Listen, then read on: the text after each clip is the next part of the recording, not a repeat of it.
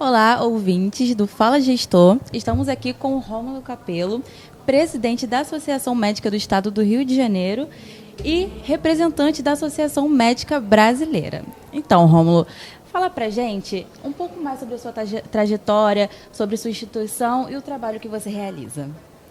É um prazer muito grande poder estar falando com vocês. Eu sou médico, formado há 39 anos, né? Com um título especialista em clínica médica, medicina do esporte. Legal. E também a parte voltada para a medicina de urgência, né? Durante 36 anos estive dentro de uma corporação, coronel médico do Corpo de Bombeiros Militar do Estado do Rio de Janeiro, e isso me fez chegar à presidência da Academia Nacional de Saúde das Polícias Militares e Corpos de Bombeiros Militares do Brasil. Nesse mesmo momento, a evolução associativa, que é uma coisa que sempre fez parte da minha vida, né? Presido uma sociedade médica de bairro no Rio de Janeiro, que é a Associação Médica da Ilha do Governador. É a primeira e única associação médica que permanece de bairro no Brasil. Foi a primeira, já com 42 anos de fundação. E o processo associativo, entrei para a SOMERGE, que é a Associação Médica do Estado do Rio de Janeiro, que representa a categoria médica do Estado do Rio de Janeiro também, e com isso estava secretário-geral, assumi a presidência da Associação Médica do Estado do Rio de Janeiro. Agora, em agosto, teremos eleições, mais uma vez, estarei à frente da chapa única, ou seja, houve um consenso grande entre os colegas médicos, e estarei à frente de uma chapa com 36 colegas aqui do todo o Estado do Rio de Janeiro, associações médicas dos diversos municípios do Rio, né? Então, isso é um trabalho árduo. Também estou agora participando na chapa que vai concorrer para a Associação Médica Brasileira. E neste evento aqui hoje, estou não só representando a minha SOMERGE, como também o presidente da MB, Dr. César Fernandes. Então, estamos aqui presentes e sempre valorizando a participação de todos em vários eventos, e essa dos hospitais, mais ainda, né?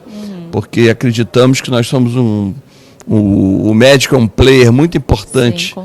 Sim, nesse processo como um todo, né? E evidentemente que tudo que nos cerca é de extrema importância. Então, a atualização nessa área, a gestão, que é fundamental, ela tem que ser muito bem dividida, ou seja, somada. Sim. Como conhecimento para todos. Incrível, incrível. É um prazer estar aqui com o senhor, tá? Muito obrigado. Essa trajetória maravilhosa. Qual seria a sua visão sobre o setor de saúde no Brasil? Você que já tem aí uma trajetória bem importante. O setor de saúde, evidentemente que a gente dividindo entre o setor de saúde público e o setor de saúde da saúde suplementar, sim, nós temos essas várias diferenças, né?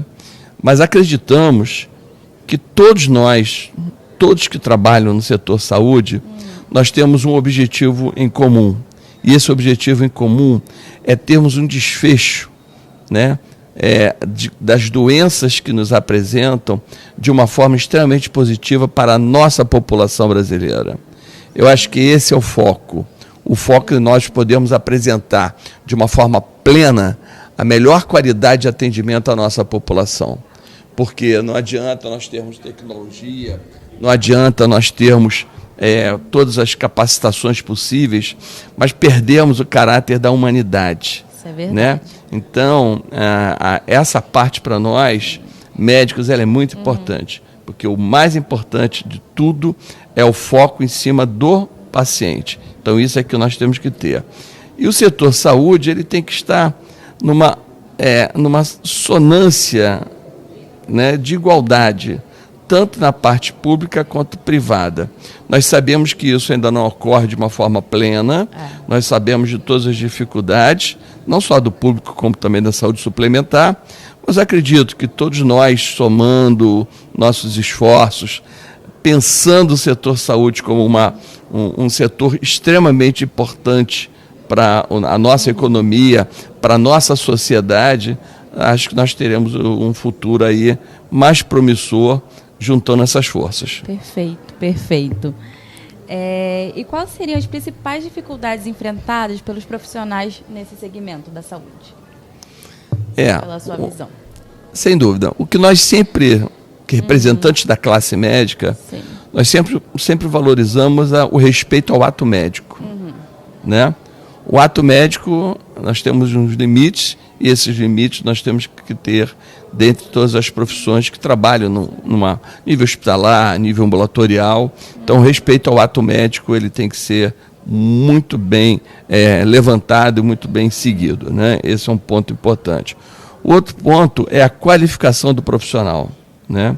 Nós acreditamos no programa de educação médica continuada, ou seja, sempre termos os nossos profissionais atualizados, muito bem formados, e essa parte de estarmos atualizados no programa de educação é fundamental. O mundo hoje é o mundo do segundo, né? Tudo muda em segundos. As novidades, as doenças, os métodos diagnósticos e os tratamentos. Aí também nós temos que tomar alguns cuidados, né? Que nem tudo que apareça de uma hora para outra tem a validação necessária para que tenhamos como método diagnóstico e nem tudo que apareça como a salvação da pátria para tratamentos mirabolantes de alguns momentos, eles também se tornam uma verdade. Então, essa seleção, essa forma de você ter uma identificação do que verdadeiramente é importante e necessário para aquele caso, para aquele paciente, isso tem que ser muito individualizado. Então, esse é um fator também muito importante que o médico e também todo o restante da equipe de saúde tem que estar visto.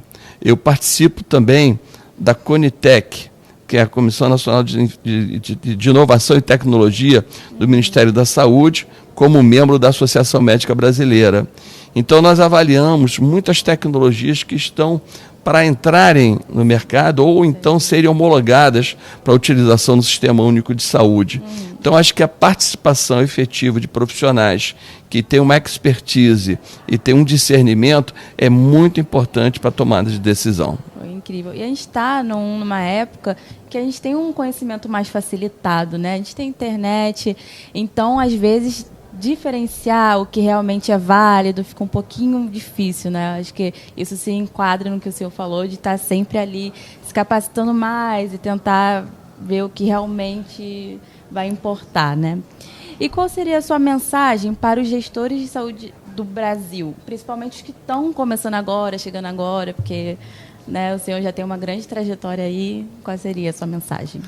É verdade. Eu acho que quando gestor, e nesses 39 anos de formado, eu comecei a fazer a parte de gestão, provavelmente estava com 10, 12 anos de formado, mais ou menos, e a gestão me chamou muita atenção. Apesar de fazer medicina assistencial até hoje.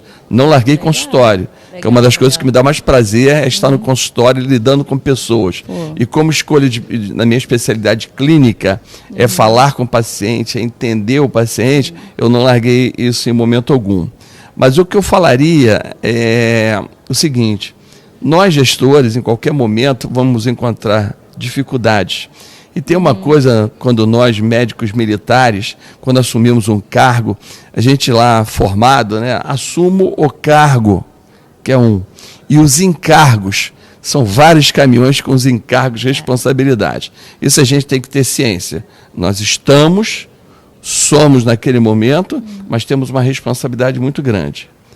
E o segundo, que é uma das coisas que eu sempre tive muita prioridade nas minhas formas de atuação e pelo meu tipo de formação, é o seguinte: nós temos que lidar com o sistema saúde e lidar com a pessoa que está precisando de nós, que está ao leito e precisando do nosso atendimento, sempre o atenda de forma profissional, ética, com respeito.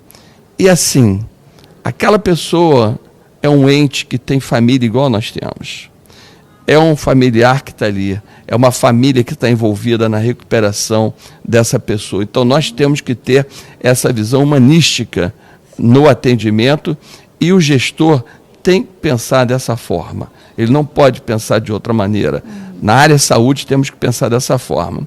E uma coisa que nas minhas gestões em hospitais, em policlínicas, em áreas em geral, eu sempre falo uma coisa que eu quero deixar uma mensagem. No meu hospital não havia possibilidade de desmarcar uma cirurgia. Só havia uma possibilidade de desmarcação de uma cirurgia. Era quando o paciente tinha uma contraindicação pelo seu próprio estado clínico. Por quê? Todos nós sabemos, quando você vai fazer uma cirurgia, o que acontece? A família entra num cerimonial de orações, rezas, pedidos de força. Alguns deixam de trabalhar. Meu pai, minha mãe, meu filho, minha tia vai se operar no dia de hoje e tudo. Então, é muito ruim quando por algum problema técnico, algum problema de até a falta de um sangue, a falta de uma vaga no CTI que não foi provisionada, nós não podemos admitir isso. Então, verdadeiramente, os nossos gestores, o que eu falo com esse período todo que eu tenho de gestão, eu passo o seguinte: nós temos que ter, por mais que tenhamos tecnologia, nós temos que ter a visão humanística na saúde. Esse é o ponto que eu gostaria de deixar como mensagem para todos que possam estar nos vendo. Perfeito. Ok? Maravilha. Quais seriam suas expectativas para essa convenção de hoje? Olha, as melhores possíveis, as expectativas, em função de termos uma dinâmica de palestras, de fóruns excelentes, em que você traz uma abrangência muito grande. E essa abrangência acho que faz você ficar curioso em saber das coisas novas que estão acontecendo. Muitas das vezes nós estamos nas nossas bolhas e não saímos das nossas bolhas. Sim.